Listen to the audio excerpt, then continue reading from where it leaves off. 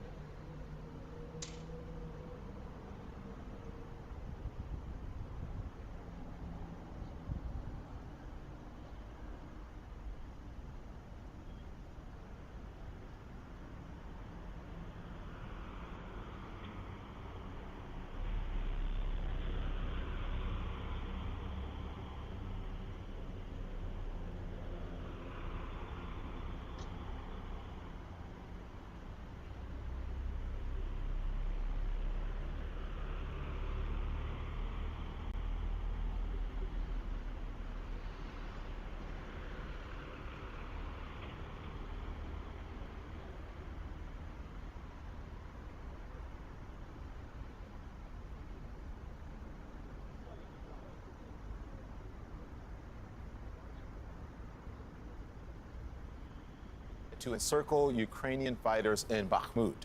President Zelensky is calling it, quote, one of the toughest battles yet. Despite a Russian blitz, Ukrainian forces say that they are still holding on to a key highway in the fiercely contested city. Just a short time ago, the Defense Secretary Lloyd Austin said it would not be a strategic setback if Ukrainians decide to reposition in some areas to the west of Bakhmut. Deputy mayor telling CNN there are about 4,500 Ukrainian residents still in the city and in harm's way. So let's bring in now retired U.S. Army Major General Mike Lyons. Good morning to you. Let's focus on Bakhmut here. So the secretary is saying that it would not be a strategic setback for Ukraine if they lose this city.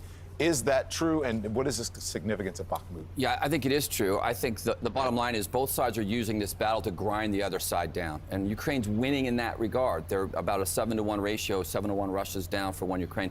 However, they still don't have enough manpower there. Here's really what's happening on the ground right now. The Russians, from what we can tell, are using a kind of envelopment to try to envelop the city here, a very kind of wide circle here.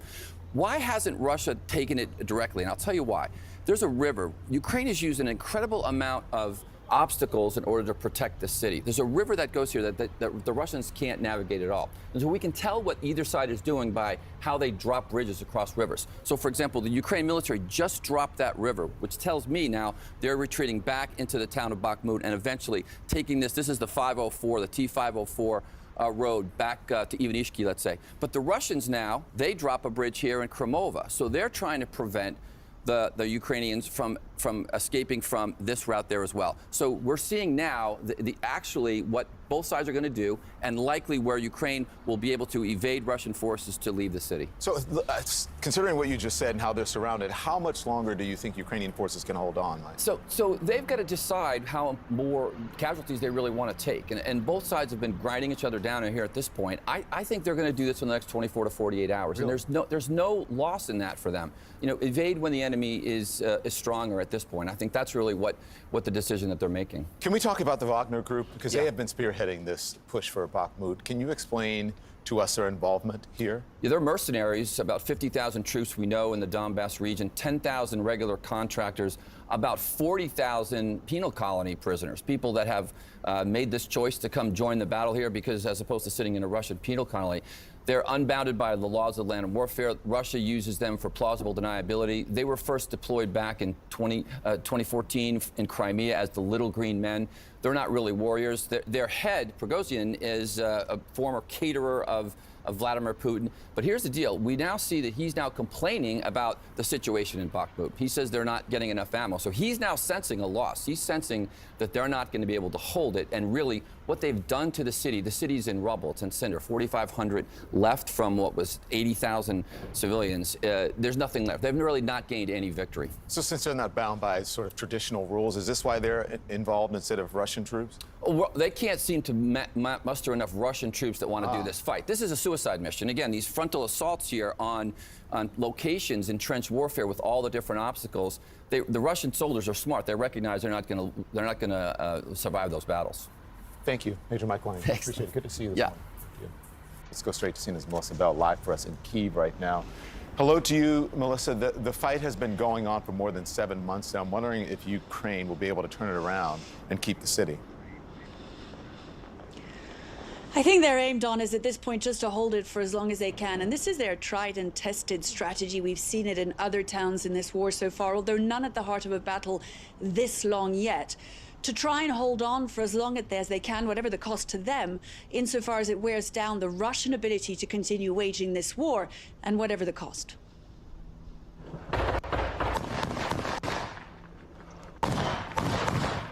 Ukrainian forces giving all they can to defend Bakhmut, or what's left of it. After the longest battle of the war, one of the oldest cities in the Donbass lies in ruins. There were no orders, no decisions were made regarding withdrawal from Bakhmut. There have been no tactical changes. We are holding the defense. Abandoned by more than 90% of its population over the course of the 7-month siege, only those who couldn't leave before are left.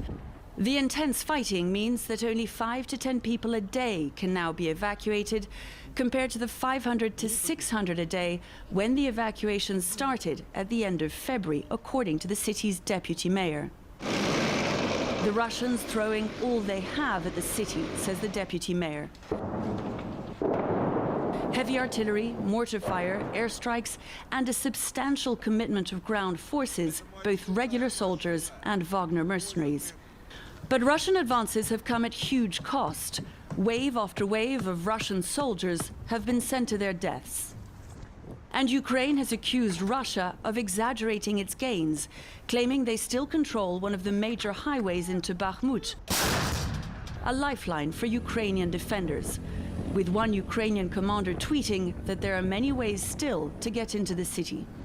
Analysts have questioned the strategic importance of Bakhmut, but that has not stopped Moscow's intense campaign to capture the city, nor Ukraine's existential fight to keep it. The unceasing barrage of artillery fire hasn't just killed or forced out most of the city's civilians, it's taken a huge toll on Ukrainian soldiers too, as the battle turns to close quarters street fighting. But Ukraine continues its fierce fight for victory, even as Russian forces continue to close in on a city that's already a byword for Ukrainian resilience on the battlefield. What's most remarkable, maybe, Don, is that more than 100 years after the end of World War I, just how much this looks like some of the early battles of that war.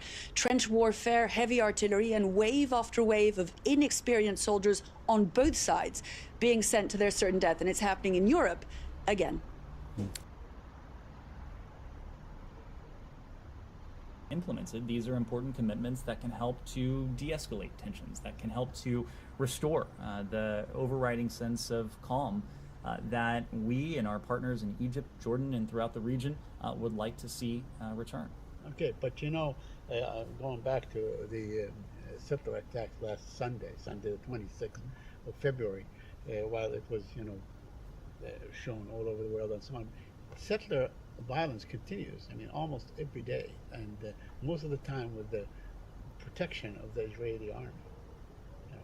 So, I don't know, all these communiques and all these talks and so on that you talk with the Israelis and Palestinians and so on, has not seen, at least till now, you know, a week has elapsed, to really impact or to stop Israel from at least giving cover, the Israeli army giving cover to settler violence. Do you have any?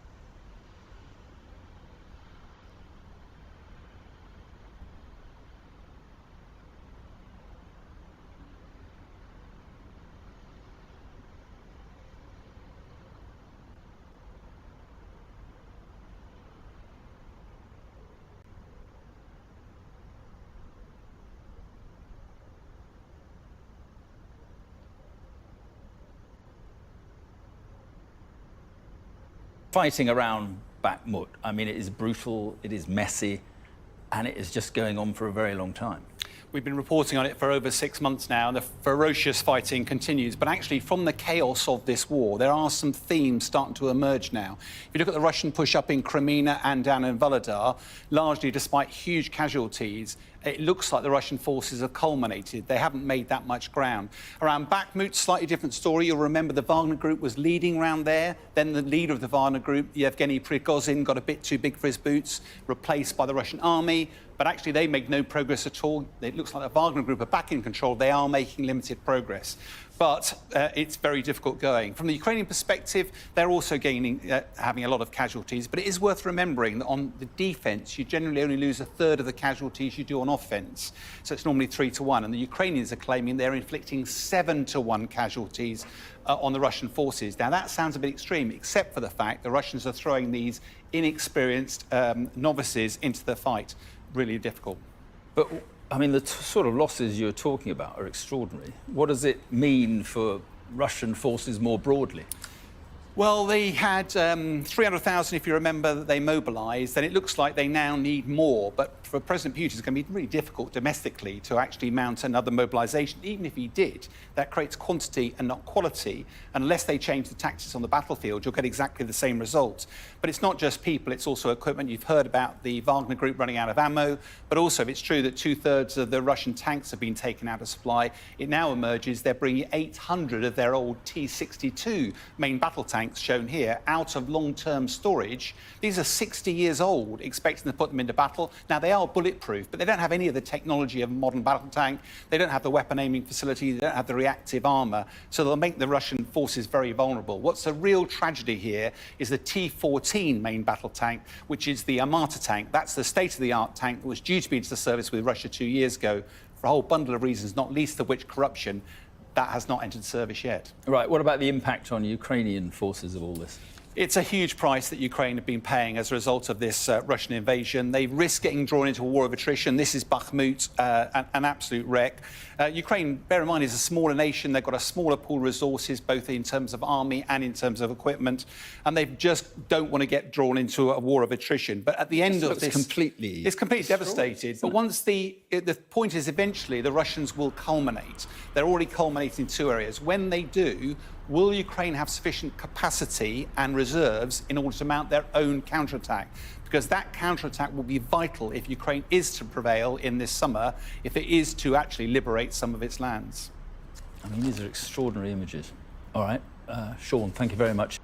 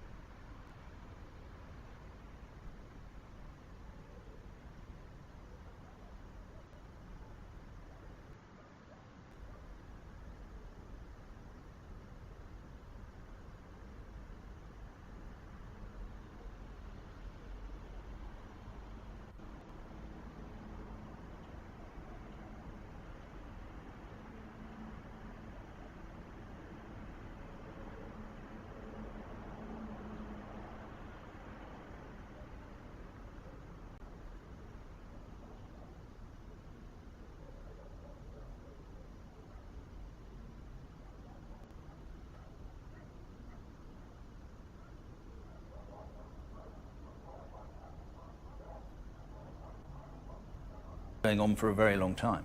We've been reporting on it for over 6 months now, and the ferocious fighting continues. But actually, from the chaos of this war, there are some themes starting to emerge now. If you look at the Russian push-up in Crimea and down in Volodar, largely despite huge casualties, it looks like the Russian forces have culminated. They haven't made that much ground.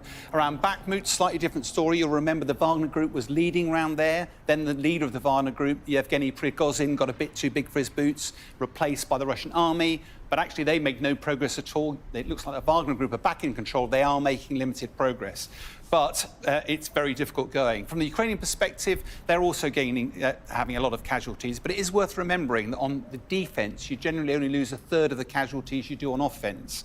So it's normally 3 to 1. And the Ukrainians are claiming they're inflicting 7 to 1 casualties on the Russian forces. Now, that sounds a bit extreme, except for the fact the Russians are throwing these inexperienced novices into the fight. Really difficult. But, I mean, the sort of losses you're talking about are extraordinary. What does it mean for Russian forces more broadly? Well, they had 300,000, if you remember, that they mobilised, and it looks like they now need more. But for President Putin, it's going to be really difficult domestically to actually mount another mobilisation. Even if he did, that creates quantity and not quality. Unless they change the tactics on the battlefield, you'll get exactly the same results. But it's not just people, it's also equipment. You've heard about the Wagner Group running out of ammo, but also if it's true that 2/3 of the Russian tanks have been taken out of supply, it now emerges they're bringing 800 of their old T-62 main battle tanks, shown here, out of long-term storage. These are 60 years old, expecting to put them into battle. Now, they are bulletproof, but they don't have any of the technology of a modern battle tank. They don't have the weapon aiming facility. They don't have the reactive armour. So they'll make the Russian forces very vulnerable. What's a real tragedy here is the T-14 main battle tank, which is the Armata tank. That's the state-of-the-art tank that was due to be into service with Russia 2 years ago for a whole bundle of reasons, not least of which corruption. That has not entered service yet. Right, what about the impact on Ukrainian forces of all this? It's a huge price that Ukraine have been paying as a result of this Russian invasion. They risk getting drawn into a war of attrition. This is Bakhmut, an absolute wreck. Ukraine, bear in mind, is a smaller nation. They've got a smaller pool of resources, both in terms of army and in terms of equipment, and they just don't want to get drawn into a war of attrition. But at the end of this... It's completely devastated. But once the point is eventually the Russians will culminate. They're already culminating in 2 areas. When they do, will Ukraine have sufficient capacity and reserves in order to mount their own counterattack? Because that counterattack will be vital if Ukraine is to prevail in this summer, if it is to actually liberate some of its lands. I mean, these are extraordinary images. All right, Sean, thank you very much indeed. Thank you. 300 Tage hohe Temperaturen.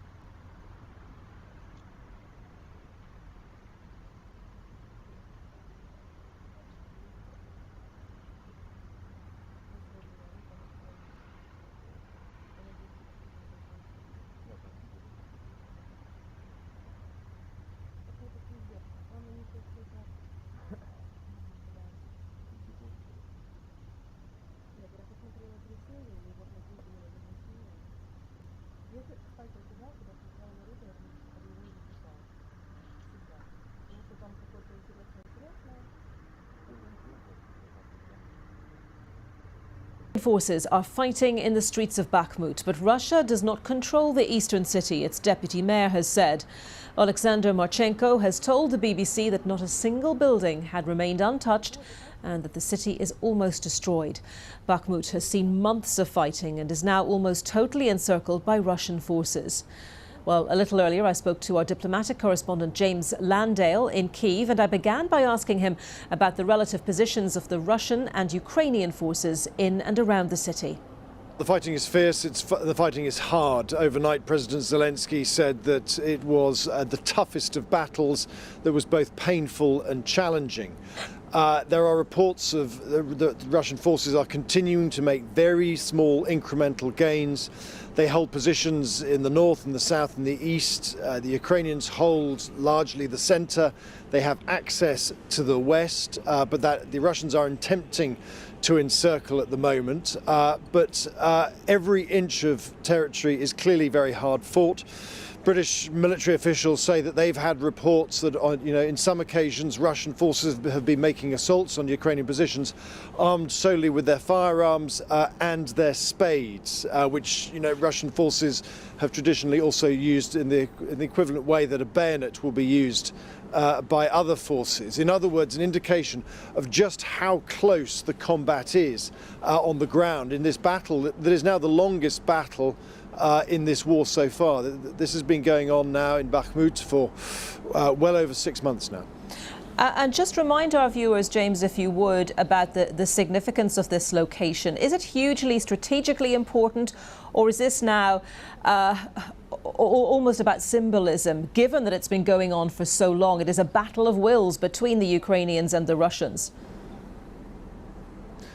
Yes, it's a battle of wills, but there are also different motivations on both sides.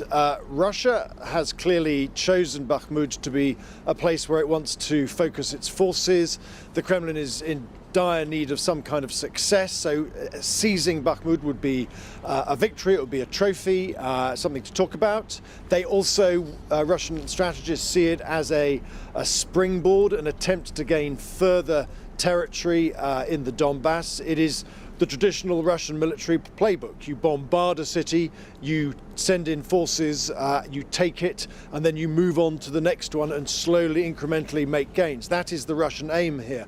But many thousands of Russians are dying, and that is Ukraine's aim. Ukraine's aim is to defend here and degrade Russia's military capability.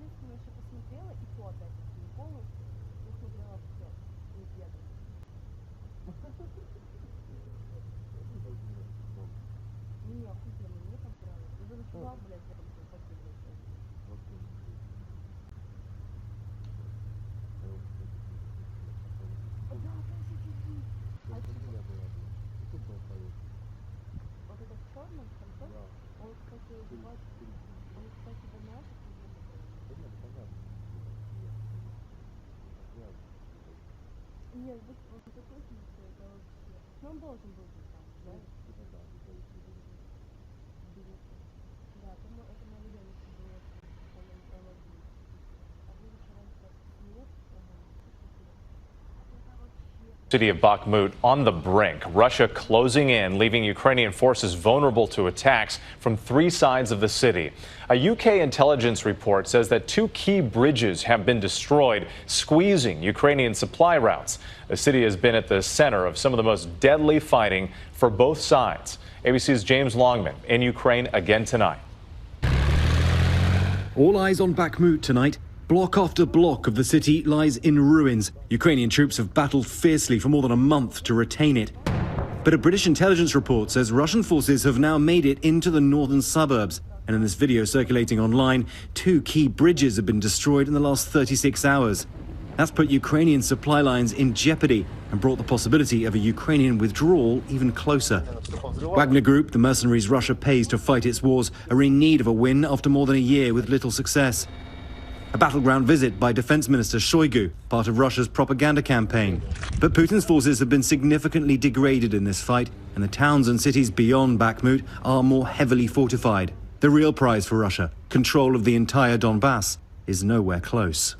And with speculation is growing over Western plans to provide Kiev with fighter jets. There are 2 Ukrainian pilots currently in Tucson, Arizona, for what a U.S. official calls a familiarization event. No comment on what this means for whether the U.S. could provide F-16s in the future, but officials are keen to stress these pilots are not flying U.S. hardware. Whit. James Longman in Ukraine, thank you. Hi, everyone. George Stephanopoulos here. Thanks for checking out the ABC News YouTube channel.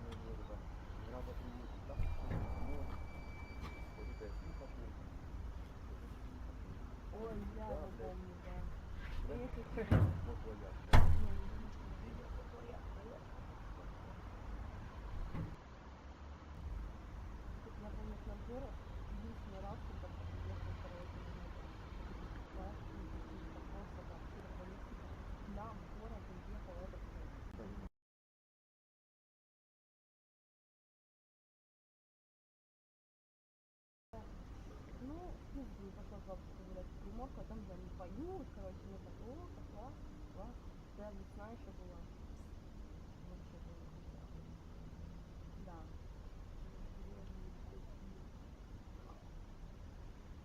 Вот это я смотрела до конца, блядь.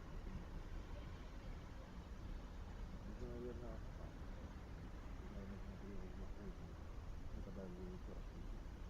Да, ну конечно, мы я бы... смотрели для предела. Не-не-не. Так ты ходил, собака. Вот так смотрели, не запомнил, собака ходит.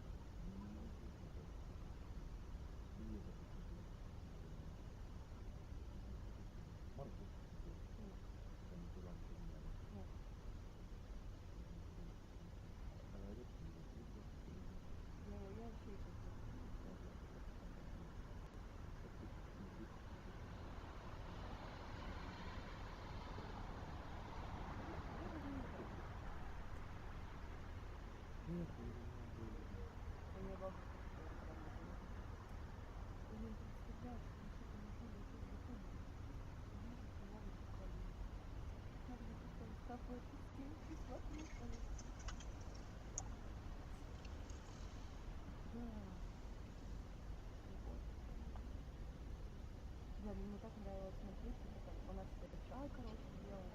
И там такой старый телевизор, там маленький, вообще не такой. Он у них так, что там висит, короче, на стенке. Ну, да когда так, знаешь, бла-бла-бла-бла-бла-бла-бла. И вот это все обсуждаем, блядь, я думаю, боже. Вот мне нужна такая же бабка, понял, типа старости. Я тоже все так лежала, что смотрела, и бла-бла-бла-бла-бла. Ну все, я верю, я буду на бабушку. Блядь, ну 100%. А?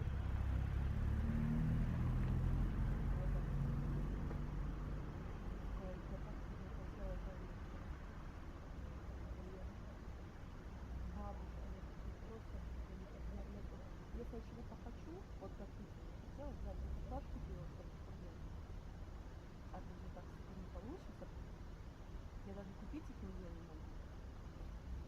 Это просто даже не купить вкусные. У меня ценность не надо. Так, куда мне хорошо? Прогрузалась. Отправь мне, блядь, через книгу, я думаю, через книгу. Пожалуйста. Говорю, я поймаю, блядь, как-то. Как-то дойдет. По реке отправь, а я как-нибудь поймаю. На моторчике. Меня мороз. Да, наверное.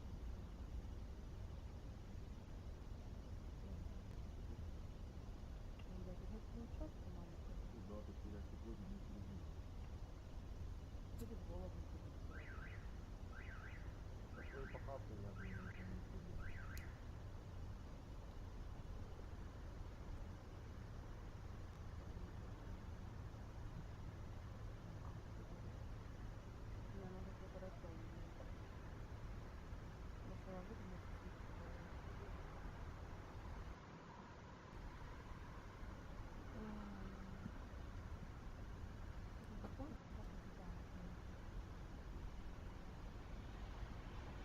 Я себе просто куда хотела, просто я лежу и я плачу, если хочется. Когда что-то практически нет, то они мне все показывают.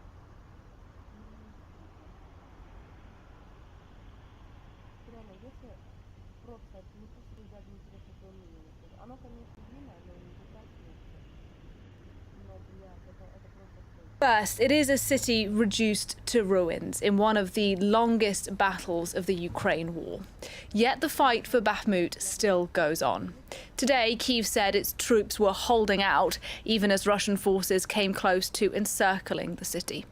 However, also today, a top US official said that even if Bakhmut were to fall to Russian forces, it would not necessarily give Moscow momentum in the war. Take a listen. There is some very defensible terrain in that area. I think Bakhmut, I certainly don't want to discount the tremendous work that the Ukrainian soldiers and leaders have put into defending Bakhmut, but I think it's more of a symbolic value than it is strategic and operational value. So the fall of Bakhmut won't necessarily mean that the Russians have changed the tide of this fight. Well, let's get some analysis then on what Lloyd Austin had to say with Douglas Herbert, our foreign affairs commentator.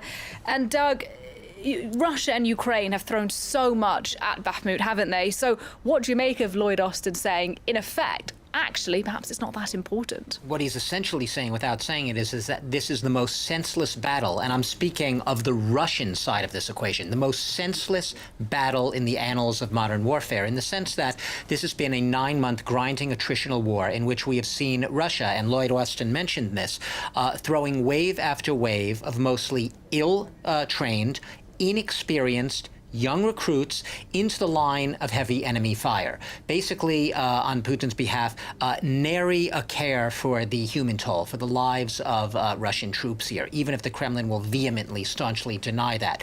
So we have seen an essentially senseless battle, which, as Lloyd Austin has said, has had really only strategic value.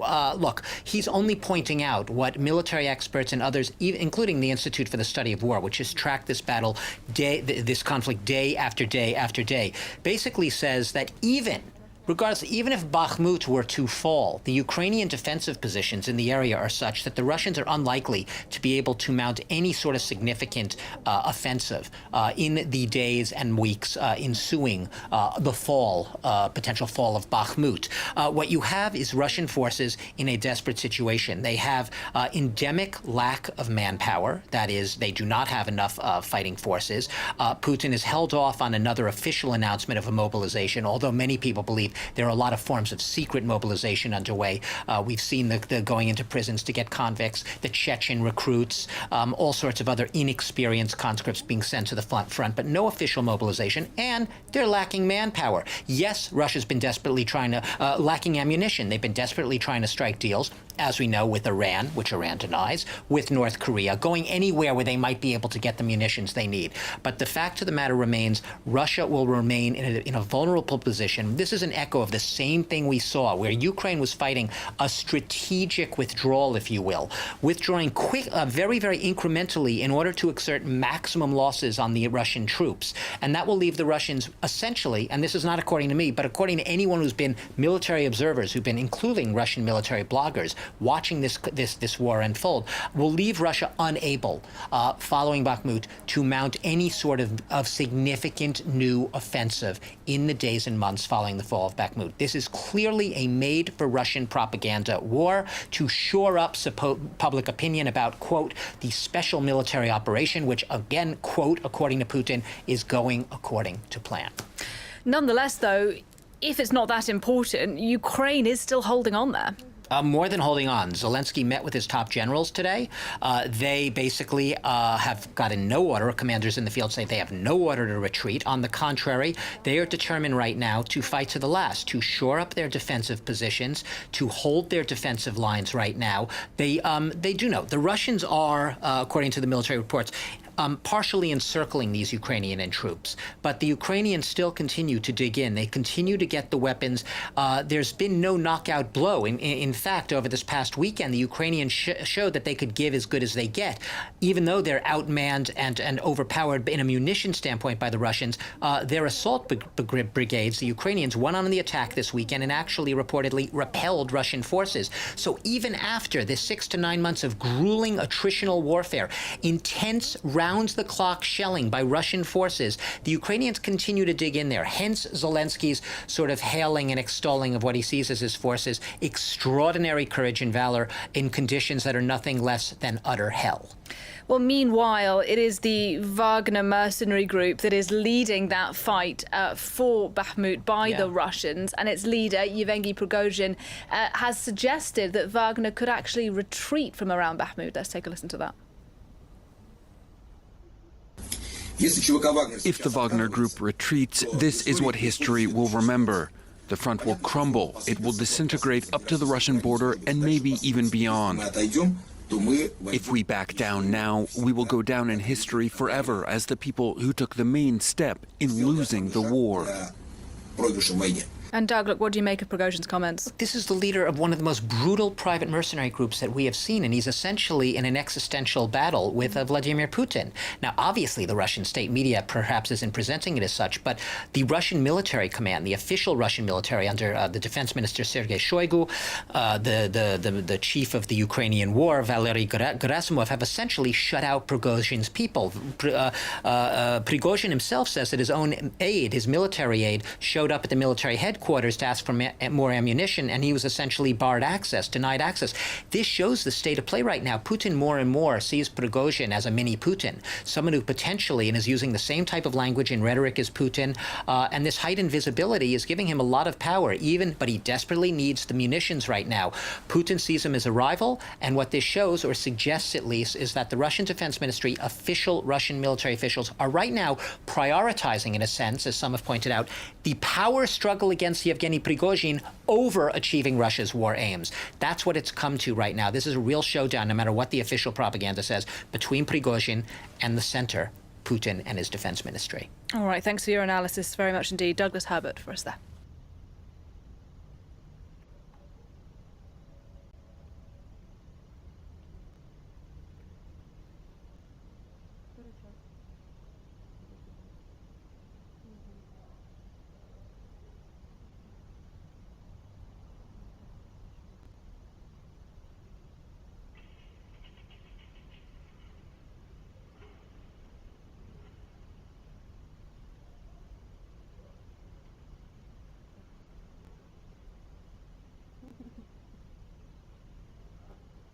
Напиться, блядь, я не хочу.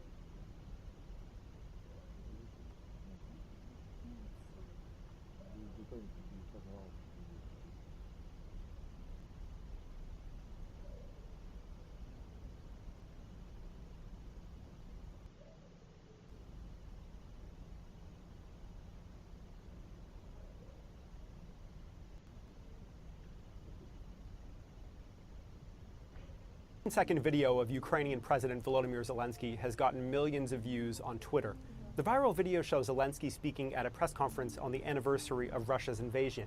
And it sure sounds from this short clip like he made a dramatic declaration that Americans have to fight in Ukraine. The U.S. will have to send their sons and daughters exactly the same way as we are sending their sons and daughters to war, and they will have to fight. Because it's NATO that we're talking about, and they will be dying, God forbid, because it's a horrible thing.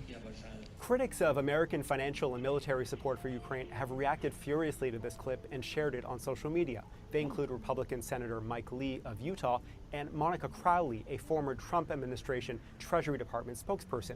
Crowley wrote, "Zelensky now directly threatening us and claiming American sons and daughters will have to fight and die for Ukraine." However, Zelensky did not actually make that claim. This 19-second video takes him way out of context. The full clip shows that he wasn't talking about Americans fighting in Ukraine at all. Here is what really happened. Zelensky was asked about what he'd say to Americans who think the U.S. is providing too much support for Ukraine. He first thanked the American people, President Biden and Congress, for their support. He urged Americans to see Ukrainians as similar to themselves. He urged the U.S. not to give up its leadership position in the world. And then he said this. The U.S. is never going to give up on the NATO member states. If it happens so that Ukraine, due to various opinions and weakening and depleting of assistance, loses, Russia is going to enter Baltic states, NATO member states, and then the U.S. will have to send their sons and daughters exactly the same way as we are sending their sons and daughters to war, and they will have to fight. Because it's NATO that we're talking about, and they will be dying, God forbid, because it's a horrible thing. I wish peace and Ukrainian support to the United States. People are free to criticize that actual comment from Zelensky, but he was clearly not saying the U.S. military should fight on Ukrainian soil. he was saying the US would have to fight in other countries, NATO countries the US has formally committed to help defend if Russia invaded those countries later. So, as always, when you come across a sensational but short clip on social media, it's always a good idea to look for the extended footage.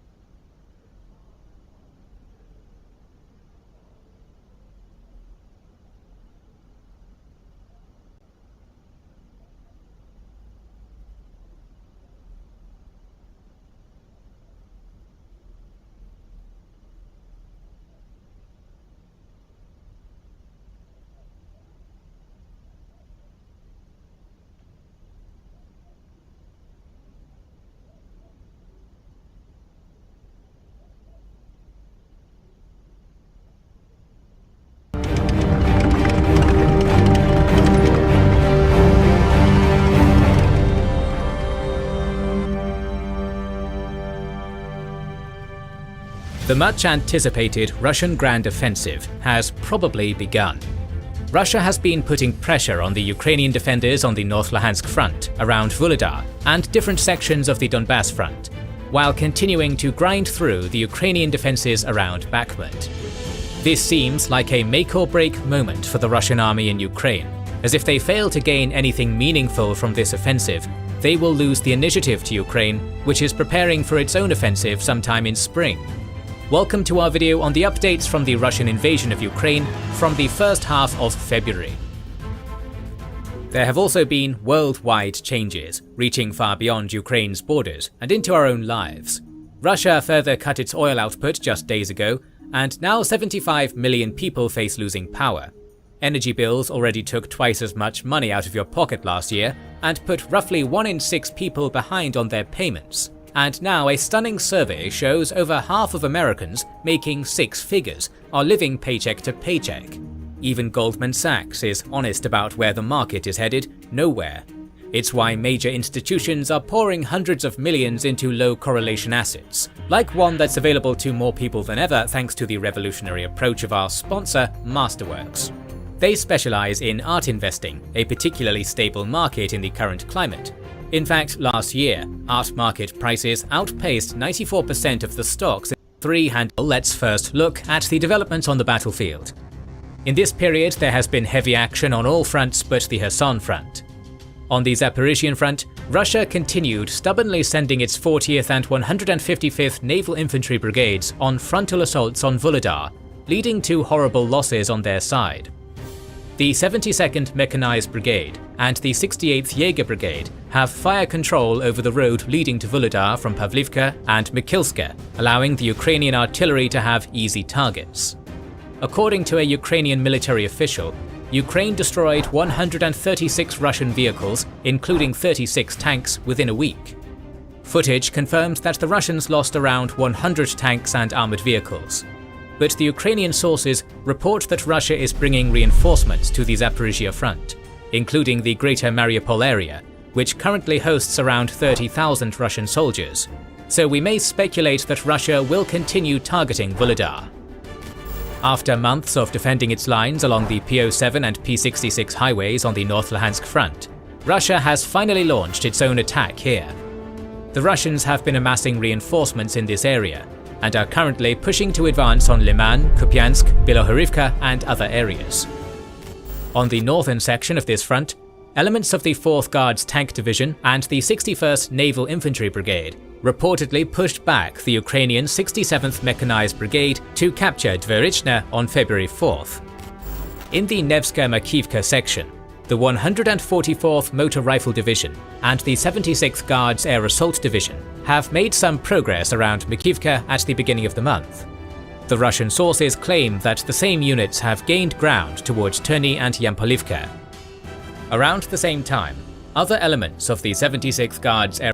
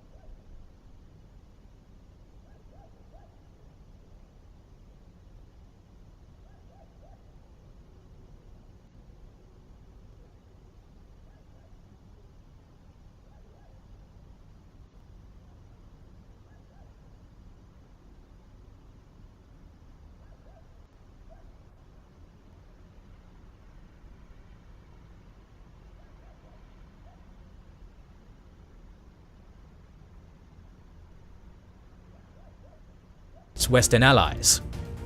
On February 1st, Israeli Prime Minister Netanyahu said they could consider providing military aid, including the Iron Dome air defense system. Japan promised $170 million for emergency reconstruction work in Ukraine. On February 2nd, the EU delivered €500 million for the reform process in Ukraine and sent 2,400 generators. On February 3rd, the US announced another military aid package, including GLSDB, HIMARS and M982 Excalibur munitions, artillery shells, heavy machine guns, 181 MRAP vehicles, 250 javelins, 2,000 anti-tank rockets, claymore mines, drones, equipment, radars, generators and so on. Bloomberg reports that the realistic timeline for the arrival of GLSDB in Ukraine is 9 months.